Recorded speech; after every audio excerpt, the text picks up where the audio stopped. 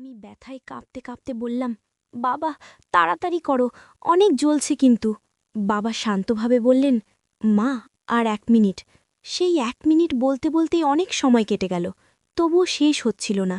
আমি ভেবেছিলাম হয়তো আরেকটু সহ্য করলেই সব শেষ হয়ে যাবে, কিন্তু মিনিটগুলো যেন ঘন্টার মতো দীর্ঘ লাগছিল। তো বন্ধুরা, আমি এখন শুরু থেকে পুরো সত্য ঘটনা তোমাদের সঙ্গে শেয়ার করব। ভিডিওটি শেষ পর্যন্ত দেখো, তাহলে পুরো কাহিনীটা কেমনভাবে এগিয়েছে সবটাই জানতে পারবে। বন্ধুরা, আমার নাম মেঘলা, বয়স ২০ বছর। আমি কলেজে পড়ি। আমার বাবা শিমুল দাস একটি ছোট প্রাইভেট কোম্পানিতে চাকরি করেন। প্রায় 1 বছর আগে আমার মা মারা গেছেন। মায়ের মৃত্যুর পর আমাদের সংসারটা হঠাৎ করেই ছোট হয়ে গেছে। এখন এই বাড়িতে শুধু আমি আর বাবা। মা চলে যাওয়ার পর সংসারের সব কাজ, দায়িত্ব আর সিদ্ধান্ত ধীরে ধীরে আমার কাঁধে এসে পড়েছে। রান্না, ঘর পরিষ্কার, কাপড় ধোয়া, বাজারের হিসাব সবই আমি করি। বাবা সকালে অফিসে যান, রাতে ফেরেন। আমাদের দেখা হয় সকালে নাস্তার টেবিলে আর রাতে ডিনারের সময়। বাবা নিজের ঘরে ঘুমান, আমি নিজের ঘরে। এই নিয়মটা মায়ের মৃত্যুর পর থেকেই চালু। সম্পর্কটা খারাপ নয়, কিন্তু মায়ের মৃত্যুর পর থেকে আমাদের দুজনের মাঝখানে একটা অদ্ভুত নীরবতা জমে আছে, যেন দুজনেই আলাদা আলাদা শোক বয়ে বেড়াচ্ছি। আমাদের বাড়ির পাশেই আমার মাসির বাড়ি। মাসি প্রায়ই আমাকে ডেকে বলেন, মেঘলা, রাতে দরজা বন্ধ করে ঘুমাবি, অকারণে কাউকে ঘরে ঢুকতে দিবি না। আমি প্রথমে এসব কথাকে খুব একটা গুরুত্ব দিইনি, ভেবেছি বয়স বাড়লে মানুষ বেশি ভয় পায়। কিন্তু মাসির চোখে যে অদ্ভুত চিন্তার ছাপ দেখতাম, সেটা আমাকে ভেতরে ভেতরে অস্বস্তি দিত। মায়ের মৃত্যুর কয়েক মাস পর থেকেই আমি লক্ষ্য করছিলাম, এই বাড়িটা রাত হলেই কেমন বদলে যায়। দিনের আলোয় সব স্বাভাবিক, কিন্তু রাত নামলেই যেন দেয়ালগুলো ভারী হয়ে ওঠে। বাতাসে একটা চাপা গন্ধ, নিস্তব্ধতার ভেতর অদ্ভুত একটা উপস্থিতি। প্রথম ঘটনার রাতটা ছিল খুব সাধারণ। রাতের ডিনার শেষ করে বাবা নিজের ঘরে চলে গিয়েছিলেন। আমি আমার ঘরে ঢুকে দরজা লাগিয়ে শুয়ে পড়েছিলাম। গভীর রাতে হঠাৎ আমার ঘুম ভেঙে যায়। কেন ভেঙেছিল সেটা আমি ঠিক বলতে পারবো না, শুধু মনে হচ্ছিল কেউ আমাকে দেখছে। ঘর অন্ধকার, জানালার পর্দা নড়ছে হালকা বাতাসে। ঠিক তখনই আমি দরজার নিচে একটা ছায়া দেখতে পেলাম। ছায়াটার গড়নটা অদ্ভুতভাবে পরিচিত, লম্বা সোজা হয়ে দাঁড়িয়ে থাকা। বুকের ভেতরটা কেঁপে উঠল। আমি বিছানায় শুয়ে শুয়েই দরজার দিকে তাকিয়ে রইলাম। কয়েক সেকেন্ড পর ছায়াটা নড়ল। মনে হলো কেউ দরজার সামনে হাঁটছে।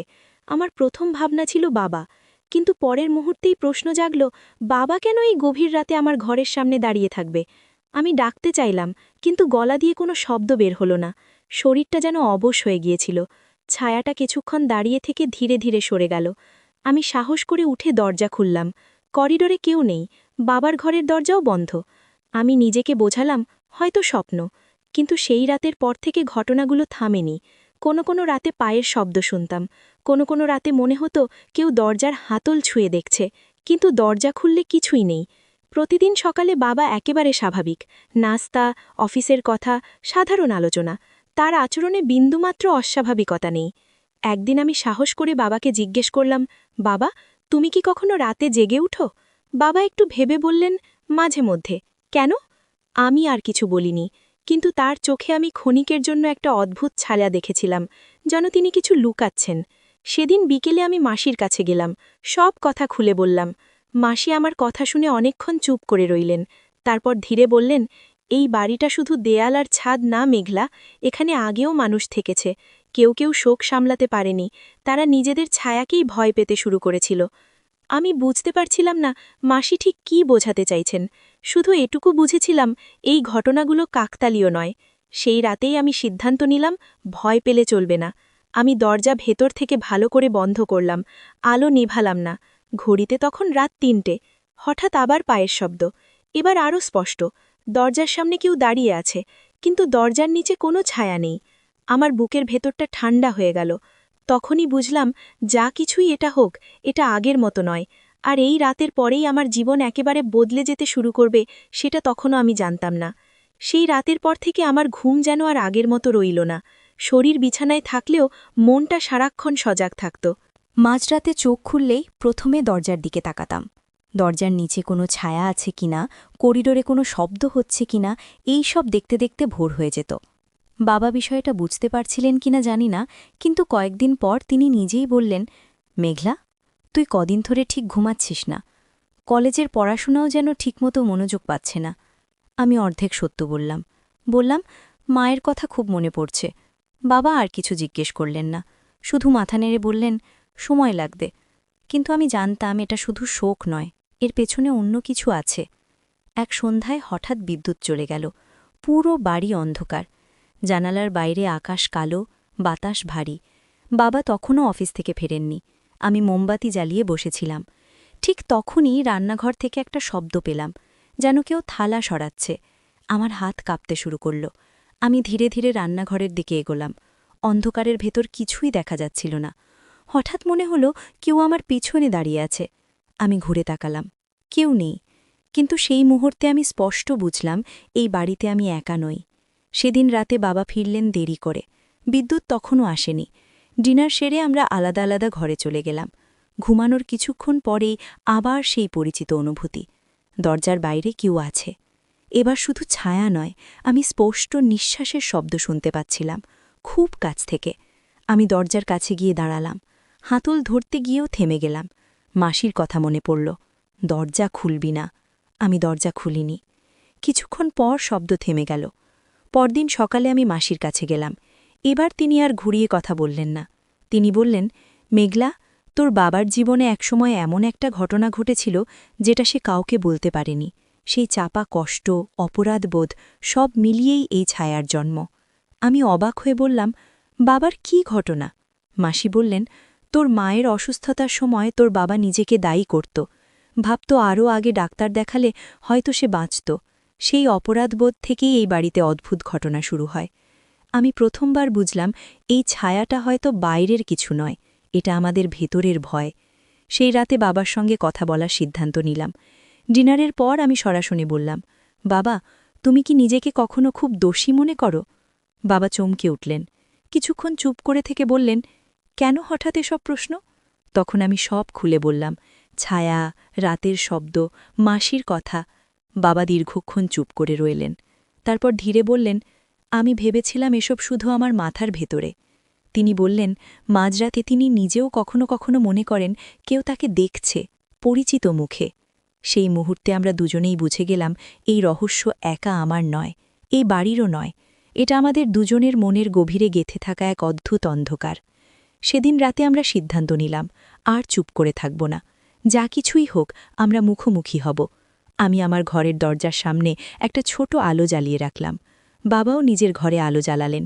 রাত গভীর হতে লাগল। হঠাৎ আবার পায়ের শব্দ।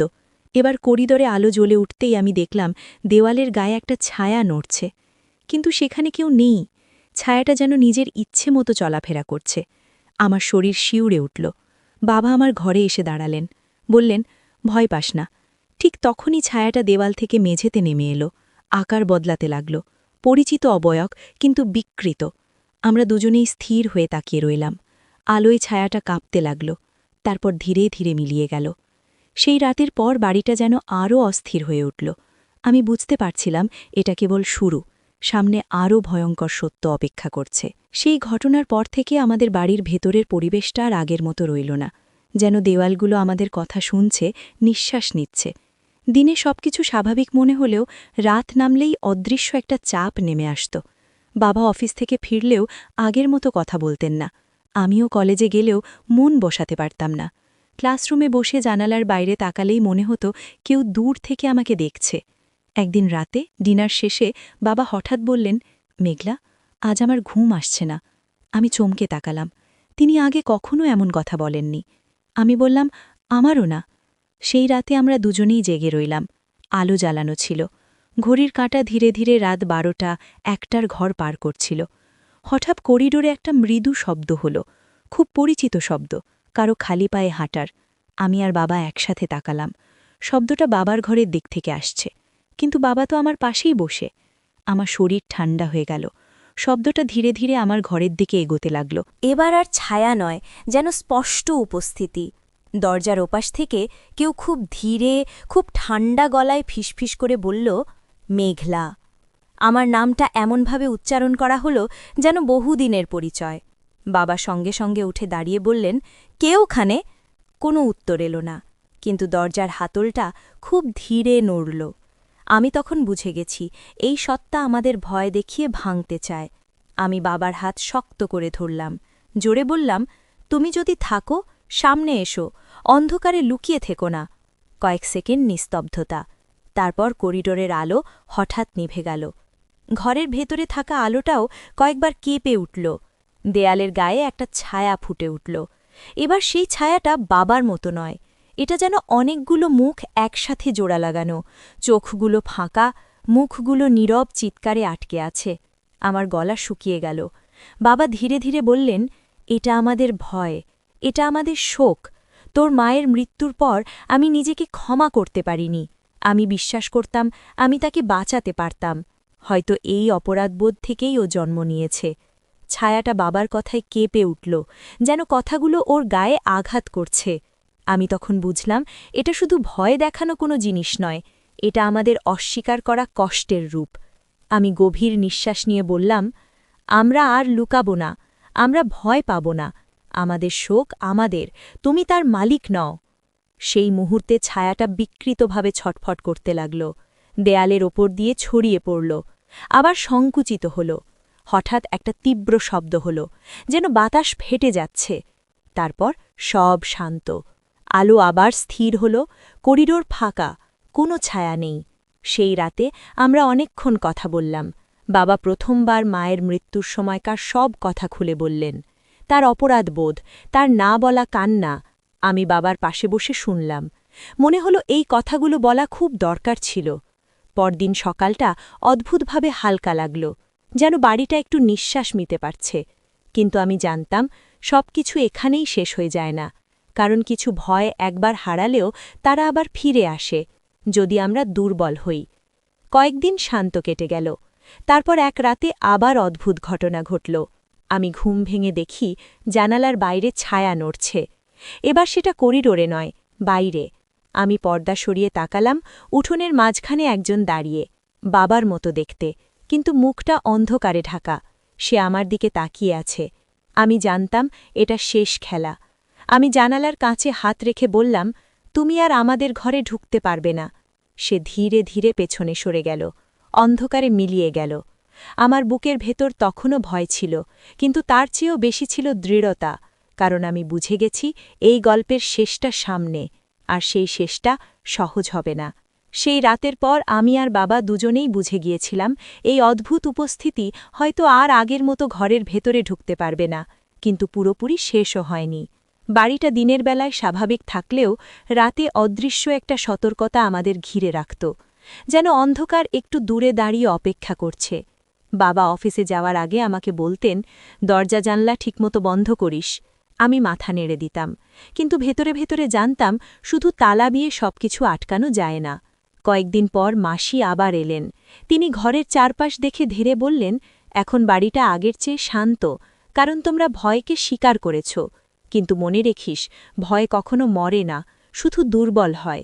সেদিন রাতে আমি জানালার পাশে বসে অনেকক্ষণ বাইরে তাকিয়েছিলাম। আকাশ মেঘলা, বাতাস থমথমে। হঠাৎ আমার মনে হল উঠোনের শেষ প্রান্তে কেউ দাঁড়িয়ে আছে। এবার আর ভয় পেলাম না। আমি বুঝে গেছি এই উপস্থিতির প্রকৃতি। এটা কোনো মানুষ নয়, আবার পুরোপুরি অতিপ্রাকৃতও নয়। এটা আমাদের কষ্টের ছায়া। আমি ধীরে জানালা খুলে বললাম, যদি কিছু বলতে চাও বলো। অন্ধকারের ভেতর থেকে একটা ফিসফিস শব্দ এলো। স্পষ্ট কথা নয়, কিন্তু অনুভূতিটা পরিষ্কার। অভিযোগ, না বলা দুঃখ, অপরাধবোধ। আমি চোখ বন্ধ করে বললাম, আমরা আমাদের কষ্ট মেনে নিয়েছি, তোমার আর এখানে থাকার দরকার নেই। কয়েক সেকেন্ড পর বাতাস হালকা হয়ে গেল, উঠোন ফাঁকা। সেই রাতের পর আর কখনো বাবার মতো ছায়া দেখিনি। মাস কেটে গেল, বাড়িটা আবার ধীরে ধীরে আমাদের হয়ে উঠল। বাবা আগের চেয়ে বেশি কথা বলেন, আমি কলেজে মন দিতে পারি। মায়ের স্মৃতি এখন আর ভয় হয়ে ফিরে আসে না, বরং শক্তি দেয়। কিন্তু আজও মাঝে মধ্যে গভীর রাতে ঘুম ভেঙে গেলে আমি জানালার দিকে তাকাই, অন্ধকারে কিছু আছে কিনা দেখার জন্য নয়, বরং নিজেকে মনে করিয়ে দেওয়ার জন্য। ভয় তখনই শক্তিশালী হয় যখন আমরা তাকে অস্বীকার করি। আর যদি কোনোদিন আবার অন্ধকারে পরিচিত কোনো মুখ ভেসে ওঠে, আমি জানি এবার আর আমি পালাব না, কারণ এই বাড়ি, এই জীবন, এই গল্প সবকিছু এখন আমার নিয়ন্ত্রণে। বন্ধুরা, সব রহস্যের শেষ হয় না, কিছু রহস্য আমাদের সঙ্গেই থেকে যায়, শুধু আমাদের বদলে দেয়। আর এই গল্পটা তারই প্রমাণ। তো বন্ধুরা, আজকে এখানেই বিদায় নিচ্ছি। দেখা হবে অন্য কোনো ভিডিওতে।